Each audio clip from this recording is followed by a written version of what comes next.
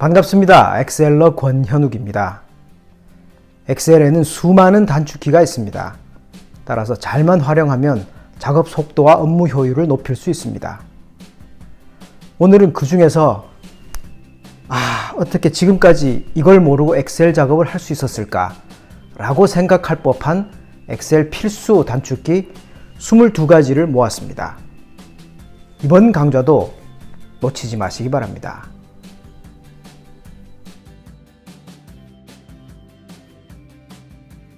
이번 시간에는 꼭 알고 있어야 할 엑셀 필수 단축키들에 대해서 알아보겠습니다.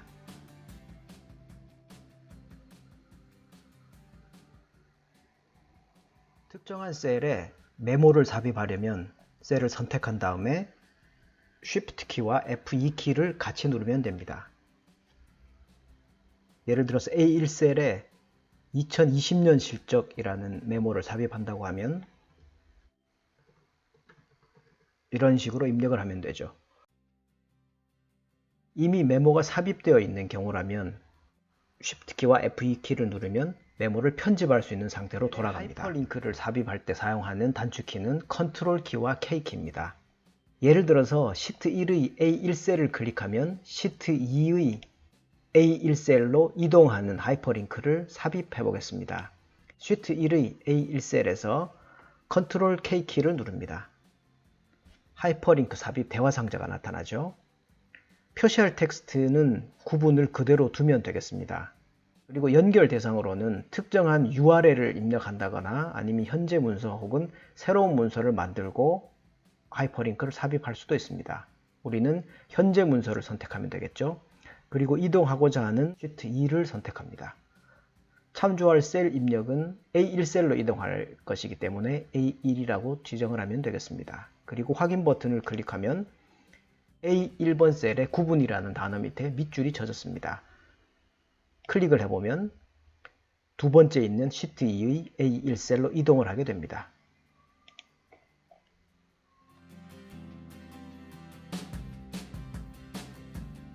특정한 셀에 현재 날짜 또는 현재 시간을 입력할 수도 있습니다. 셀을 하나 선택을 하고 컨트롤 키와 세미콜론 키를 누르면 현재 날짜가 입력이 됩니다. 만약 현재 시간을 입력하고자 하면 컨트롤 키와 콜론 키를 누르면 되겠습니다. 셀에 현재 날짜와 현재 시간을 같이 입력을 하고자 한다면 컨트롤과 세미콜론 키를 누르면 현재 날짜가 입력이 되죠. 이 상태에서 스페이스바를 눌러서 빈 공간을 삽입을 한 다음에 컨트롤 키와 콜론 키를 누르면 날짜와 시간이 같이 입력이 됩니다.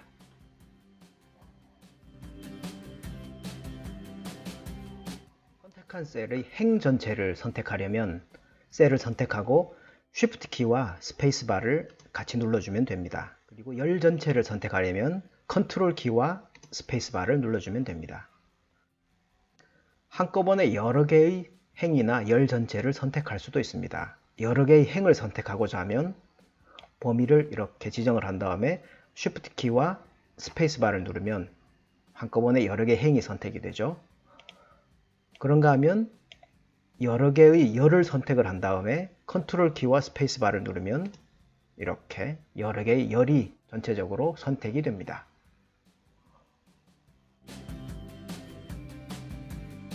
행이나 열 전체를 선택하는 단축키는 그 자체적으로 쓰이기보다는 행이나 열을 삽입하거나 삭제하는 단축키와 공통으로 같이 쓰이는 경우가 더 많습니다. 예를 들어서 C1과 C2번 셀을 선택을 한 다음에 Shift 키와 스페이스바를 누르면 두 개의 행이 한꺼번에 지정이 되죠. 이 상태에서 컨트롤 키와 플러스 키를 누르면 빈 행이 삽입이 됩니다. A1과 B1셀을 선택한 상태에서 컨트롤 키와 Shift 키를 같이 누르면 두 개의 열이 선택이 되죠. 마찬가지로 컨트롤 키와 플러스 키를 같이 누르면 지정한 영역에 빈 열이 두 개가 삽입이 됩니다. 선택된 행이나 열 전체를 삭제하려면 A와 B열이 선택된 상태에서 컨트롤 키와 마이너스 키를 누르면 지정한 전체 열이 삭제가 됩니다. 행을 숨길 때는 컨트롤 키와 9키를 누르면 되고 열을 숨길 때는 컨트롤과 숫자 0키를 누르면 됩니다. 예를 들어서 자료에서 북부팀의 행을 숨겨 보겠습니다. 해당 실적이 들어있는 7행의 아무 셀이나 선택을 한 다음에 행을 숨길 거니까 컨트롤 더하기 숫자 9키를 누르면 되죠. 컨트롤과 9를 누르면 북부 데이터가 숨겨졌습니다. 열을 숨기기 할 때 사용하는 단축키는 컨트롤과 숫자 0입니다. 3월 데이터를 숨기고자 한다면 F열 중에 셀을 하나 선택을 하고 컨트롤과 숫자 0키를 누르면 데이터가 숨겨집니다.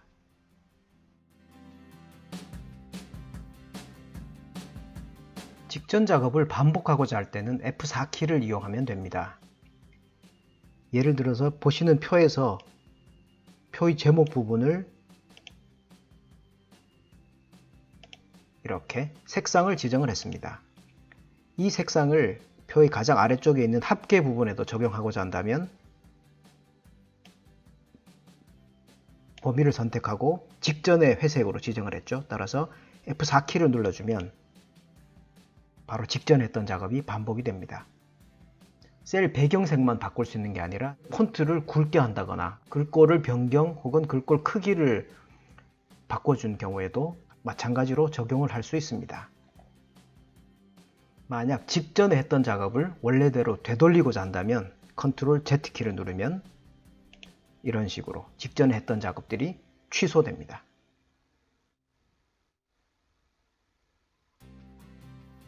Shift 키와 F11키를 같이 누르면 워크시트가 삽입이 됩니다. 현재는 시트가 1, 2, 3, 3개밖에 없죠. 이 상태에서 Shift 키를 누른 채 F11키를 누르면 누를 때마다 시트가 삽입이 되죠. 시트가 여러 개 있는 경우에는 시트 간에 이동할 때 컨트롤 키를 누른 채 페이지 업 또는 페이지 다운 키를 누르면 위아래로 이동할 수 있습니다.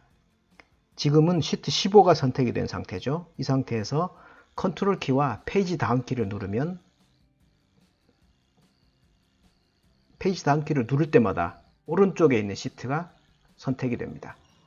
컨트롤 키를 누른 채 페이지 업 키를 누르면 선택된 시트의 왼쪽에 있는 시트가 선택이 되죠.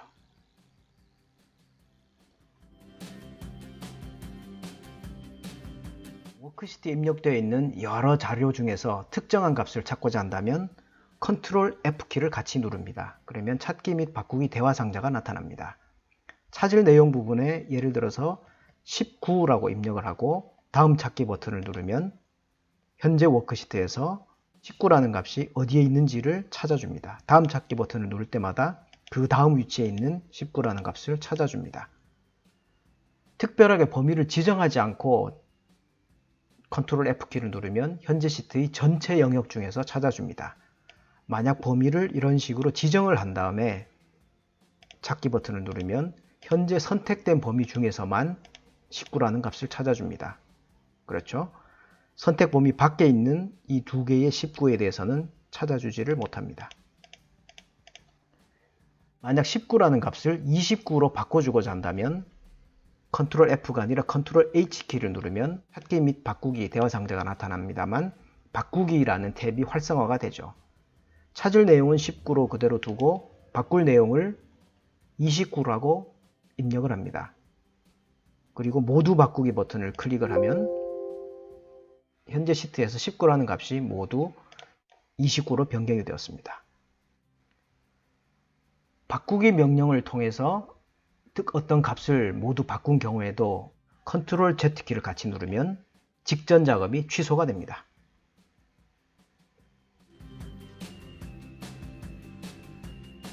VLOOKUP 같은 참조 함수를 사용을 할 때 참조 영역이 아주 넓은 경우에는 마우스로 범위를 지정하거나 할 때 번거로운 측면이 있습니다.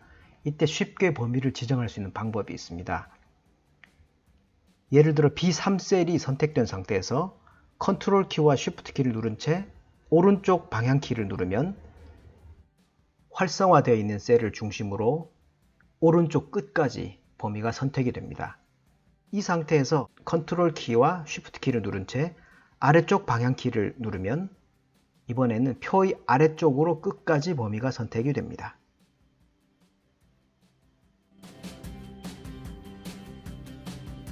표에 궤선을 그리거나 아니면 다른 서식을 지정하고자 할 경우 범위를 지정한 다음에 마우스 오른쪽 버튼을 클릭하고 셀 서식 메뉴를 이용해서 원하는 작업을 진행합니다. 셀 서식 대화 상자를 불러오는 단축키가 있습니다. 컨트롤 키와 1키를 같이 누르면 셀 서식 대화 상자가 바로 나타납니다. 그래서 테두리를 설정하고 원하는 색상을 이런 식으로 지정할 수가 있게 되죠. 셀 서식 대화 상자는 워낙 빈번하게 사용되는 기능이기 때문에 컨트롤 키와 1키를 이용해서 불러온다는 것도 꼭 기억해 두시기 바랍니다. 보시는 것과 같은 표에서 5번 행을 아래쪽으로 옮겨가야 된다고 할 경우 Shift 키를 누른 채 지정한 영역의 아래쪽에 옮겨가 보면 마우스 포인터의 모양이 뭐라고 해야 될까요? 기존의 반창고 모양에서 실선 십자가 모양으로 바뀝니다.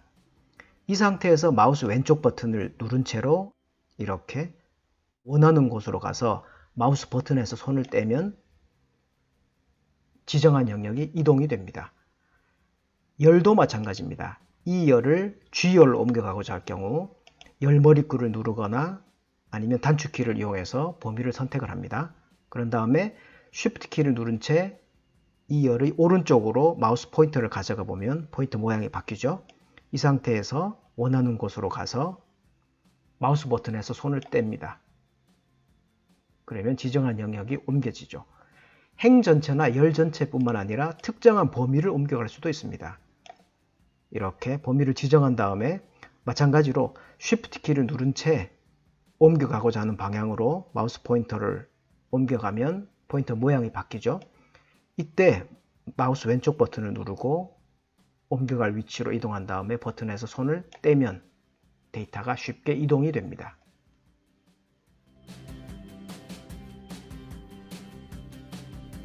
CT의 B3에서 K17 영역 중에서 값이 20보다 큰 값이 전체 중에서 몇 %를 점유하고 있느냐라는 결과를 구하기 위해서는 이런 수식을 작성하면 되죠.